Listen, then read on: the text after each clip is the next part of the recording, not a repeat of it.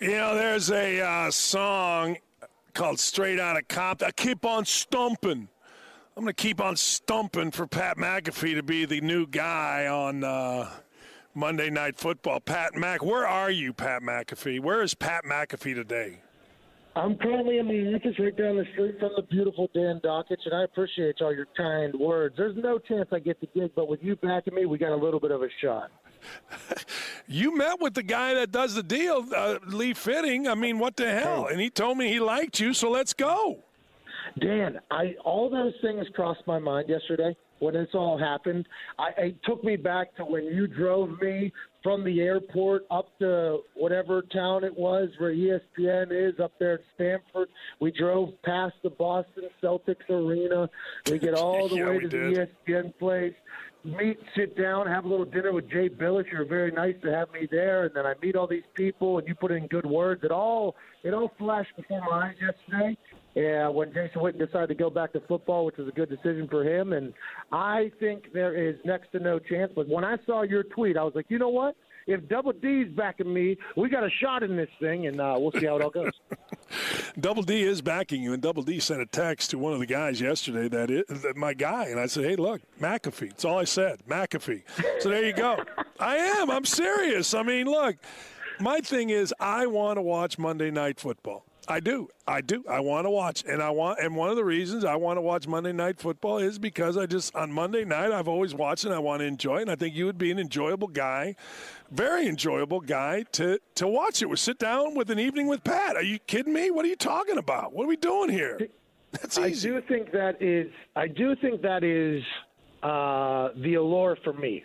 Right? Although I was an all-pro, blah, blah, blah, whatever, in the NFL and all that stuff, I think from watching the games here for the last 2 years from my couch after retiring, I don't believe that the commentators of these games really realize that when people are watching at home, they're watching the game with you. It's a watch party. You are pointing out things and talking about things that the people at home are watching along with you. And I think I am somebody that people would enjoy watching a football game with. I think although I was only playing on fourth downs, I think I have a pretty good little football knowledge. I think I bring some energy, and I think I would be good at the role. I think I would be good at the job. And the guy you sent the text to, I almost sent a text to yesterday, but I didn't want to look desperate, like when you get a phone number, you don't want to hit it back immediately.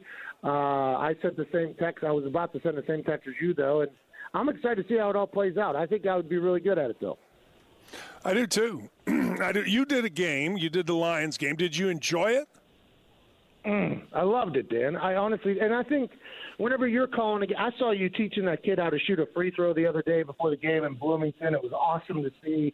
When you call a game, I got a chance to be back on the field for walkthroughs. I got a chance to be back in the NFL locker room, basically, and everybody said what's up to me. I enjoyed the process of learning about the teams and all that stuff. And then whenever the lights came on and the microphone went on, I enjoyed the hell out of just watching a football game with, I don't know how many people are watching, but that's literally how I viewed it. I was like, listen, we're just watching a game together here. If I can add some things, hopefully I will. Now, granted, that game meant nothing. Aaron Rodgers got hurt on the second play. There was no playoff intentions. It was a blowout of a game, but I tried to just make it as entertaining as possible, enjoy it, and I was very lucky to have Robert Smith and Justin Kutcher in there with me. But I honestly think it was something I'm supposed to do, is commentate football games, the NFL games in particular, and I think it's something you were supposed to do as well, commentate basketball games. And if we can add a little entertainment to this thing, I think that's what we're here for. I agree. I totally agree, Pat. And that's what – see, everybody has a different thing. Your thing would be, hey, we're sitting watching a football game with a guy who was an all-pro. My thing is I'm going to talk to you like I was a coach, like I was a guy that, I'm talking to my team. But the bottom line is, and this is something that I said earlier before having you on, you liked the preparation because the preparation becomes the whole deal. Well, football, you got a lot of, they call it room. You got a lot of room to talk. Basketball goes quick. But you like that part of it, eh? Yeah, I enjoyed learning about Curly Lambeau, the original owner of the Green Bay Packers. And I enjoyed digging into the city of Green Bay a little bit and going to the local watering hole and learning about what the fans like. I enjoyed learning about Matt Patricia. And I enjoyed it a lot because I enjoy the National Football League. I've been a fan my entire life. I got a very, very, very lucky opportunity to be in the NFL for 8 years and kind of see it from that. But I'm the most basic human on earth. I mean, I don't want to say relatable, but I am a pretty relatable human. I'm an idiot. I'm a huge fan. I was pretty successful, and I think people, whenever they hear me talk or watch me play football, they're like, if we were to have a brother that made it into the NFL or a friend that made it into the NFL, it'd be me, and I take that very seriously, and I'm honored to do that. And if they give me a chance to get on a mic on Monday nights, just like when I was younger, Monday Night Football was the Super Bowl every week. Monday Night Football was what everybody was looking forward to. I think that's kind of lost its luster here in recent history, and I would take it very, very seriously to get that thing back on top of ratings and make it must-see TV every single week. Pat McAfee joins us, Four Winds Lakeside Inn and Marina Hotline. We're talking about the opening of Monday Night Football. Let me go another direction with you. You were not invited to the Combine, right? No, sir. They came out like who? Walk me through this again. How you ended up with the Colts? Okay, so there was Bill Polian. The story goes, Bill Polian was at my Meineke Tartare Bowl, which was my senior year bowl in Charlotte. We played against North Carolina, and Hakeem Nicks. He made a catch in between his legs that was incredible. We ultimately went on to win, but Bill Polian and I guess his crew were in the stadium. I don't know who they were looking at or whatever, but before the game, I was just punting with my friends. I didn't get redshirted, so all my roommates got redshirted. They had another year there. We were just having a good time. It was our last time sharing the field together because I was obviously finished. They all had another year, and I was punting balls around the field to my friends, like this basic NFL-style punting. In college, I did rugby punt, which means I would catch the ball, run to my right, hit the ball as hard as I can, and hope it rolled far. Not really the same style as the NFL punt, but before warm-ups were even started, I was punting the ball around the field, and I guess Bill Polian thought I was pretty athletic. So I didn't get invited to the Combine.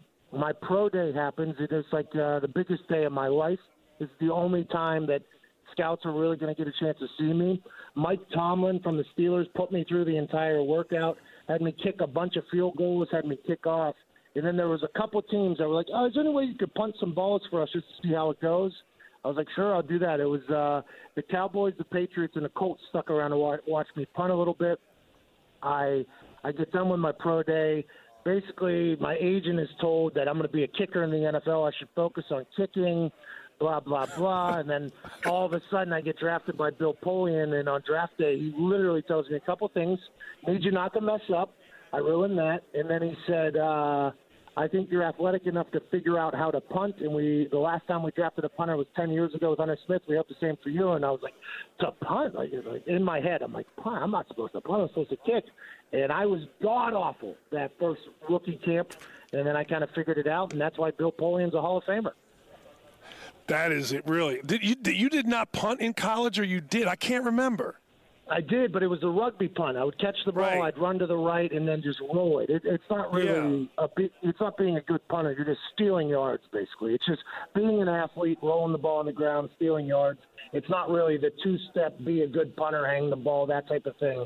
But Bill Polian, in his words, thought I was athletic enough to figure it out. I'm like, well, we're going to find out.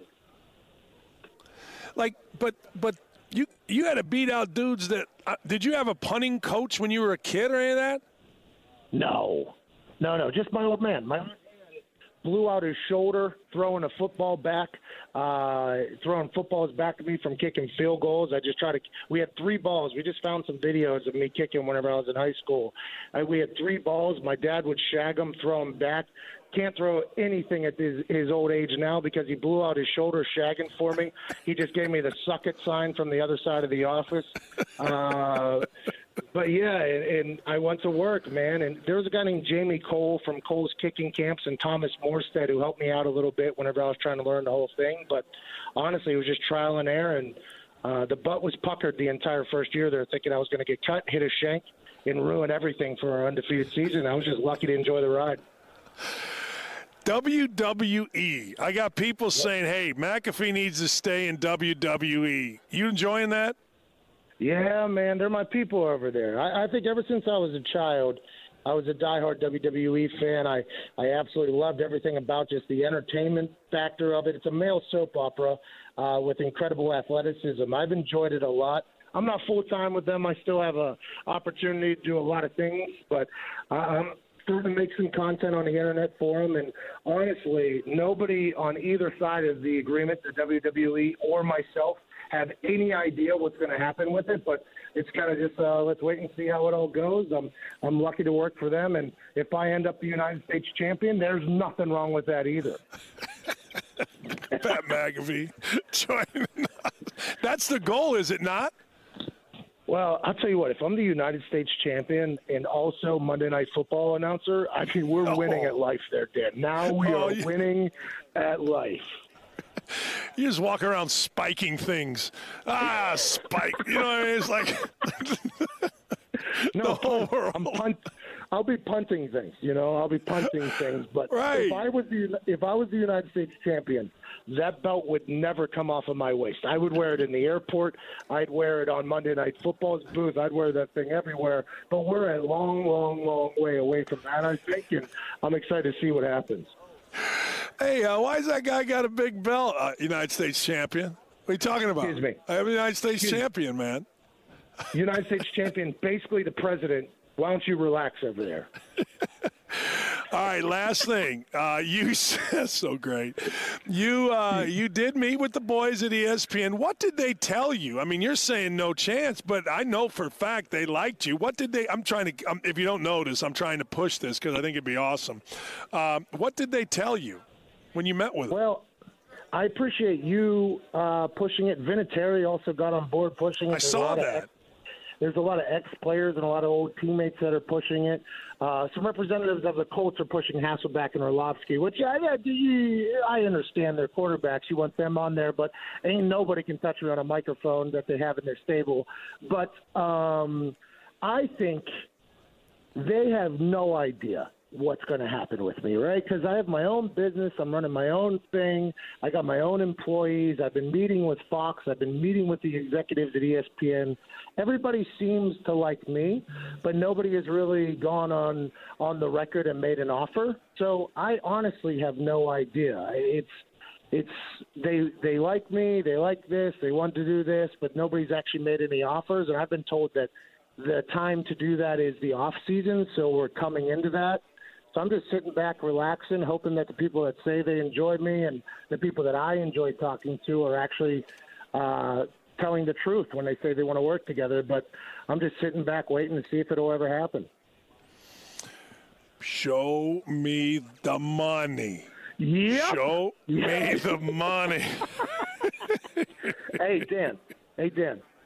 Yo. Dan. Yo. My office is right here on North Meridian Street, right? Like a block north of the library. I've told everybody, I am 1,000% ready to go to work for you 100 hours a week, commit everything I have to your company and making it incredible. All you have to do, and our office is set up nice. We have a double door. You just get a Brinks truck, back that thing into this office, dump it, and I'll do whatever you need me to do. Right. It's the American way right there. That's it. It's the American way. Hey, United States champion. United States champion. Why has that guy got that big belt? Why is Pat McAfee wearing it? He's United States champ, people. What are you talking about? And he's on Monday Night Football. And why is he just kicking things on his way to the plane? He's just kicking people. He's getting people out of his way. He's Pat McAfee, United States champ. Nope. Yo. Double D. Yo. When I lay my head down at night, those two things are actual real possibilities. Small chances, but those are actual possibilities. Those two things not happening at all, also very real possibilities. My future is nothing but question marks. I look like that GIF where the guy's head is about to explode. Nobody has a single clue, but I need you to know this. Chapters come and go. I'm going to enjoy the hell out of the book. And if I end up in that booth on Monday night, I'm going to hope to do you proud, the internet proud, and really make some magic there for ESPN. Well, last thing, that is something. Like, I don't know whether it's true, false, whatever, but people do say that Witten was bothered by the response. You can't be bothered by the response because the response is always going to be good, bad, crappy, whatever. That's one thing that you would handle better than anybody. That stuff. That would be easy. You know, in Batman, where old Cuzzy tells somebody that he was born in the dark, I believe he's the guy with the mask at Bane. He goes, I was born in the dark or whatever. The internet is like that. I am born and raised in the internet. I'm considered an internet guy, and if I get this job, it'll be because the internet basically made it happen. So I very much understand the ins and outs of the internet. There's some bad things on the internet, but overall, I think I'll do the internet proud, hopefully, because I hope in the future internet folks get a little bit more respect than we're currently getting, and we'll kind of see how it goes. But I prepare to get buried by some people. I'm not for everybody, Dan. We know that. I'm not for everybody. Right. But at some point, there's going to be moments of magic, and that's what we're here for. If you're for everybody, you don't have a job that's worth a damn. So there you go. All right, I got to run, my friend. Thanks for taking a few minutes. Hey, put that on a shirt, Dan. It's a good shirt. Anyways, thanks for having me. I appreciate your support. Let's go get this job. You got it, man. Thanks, Pat. That's the great Pat McAfee, 4 Winds Lakeside In-Am Marina Hotline. He should be. He should be Monday Night Football, or at least in the mix. I mean, if they don't like him, they don't like him. But I know the guys that or one of the guys that makes that decision, and he likes Pat a lot. I'm not saying he's going to hire him for Monday Night Football, but he likes Pat a lot.